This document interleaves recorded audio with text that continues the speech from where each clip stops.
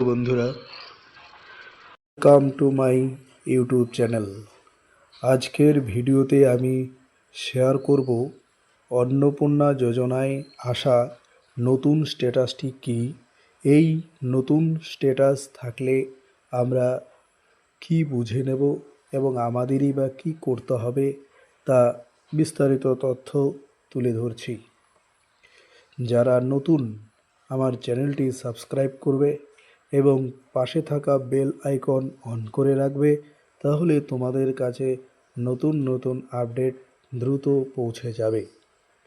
ভিডিওটি স্কিপ না করে প্রথম থেকে শেষ পর্যন্ত দেখো, তাহলে পুরো তথ্যটাই ক্লিয়ার হয়ে যাবে। কথা না বাড়িয়ে শুরু করছি আজকের ভিডিওটি। অন্নপূর্ণা যোজনায় স্ট্যাটাস চেক করতে গিয়ে কারো কারো দেখা যাচ্ছে নতুন স্ট্যাটাসটি প্রভিশনালি হেল্ড। এই প্রভিশনালি হেল্ড স্ট্যাটাসটি আসতেই অনেকের মনে প্রশ্ন জাগছে, তাহলে কি আবেদন বাতিল হয়ে গেল, নাকি টাকাটা আটকে গেল?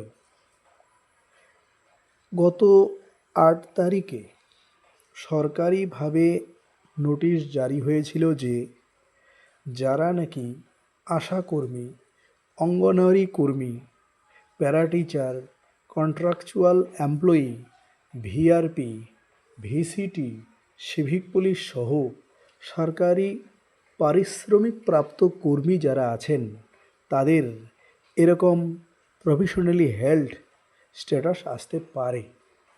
এছাড়াও যাদের স্বামী বা স্ত্রী সরকারি চাকরি করে বা সরকারি পারিশ্রমিকের সাথে যুক্ত, তাদের আবেদনেও এই পর্যায়ে প্রভিশনালি হেল্ড হিসাবে চিহ্নিত হতে পারে।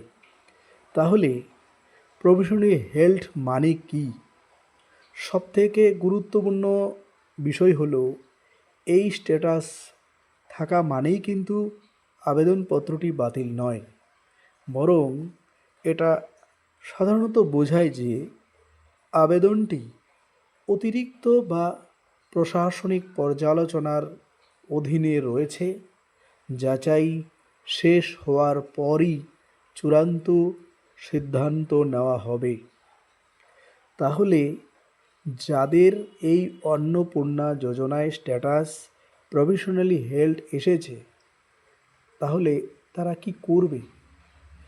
যদি গ্রামাঞ্চলে বাস করে থাকো, অর্থাৎ অঞ্চল পঞ্চায়েতি এলাকায় কেউ বাস করে থাকে, তাহলে তাকে পঞ্চায়েত অফিসে বা বিডিও অফিসে গিয়ে যোগাযোগ করতে হবে।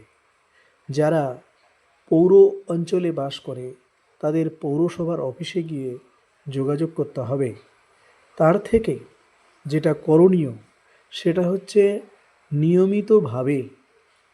নিয়মিতভাবে আমাদের এই অন্নপূর্ণা যোজনার স্ট্যাটাসটি দেখে যেতে হবে।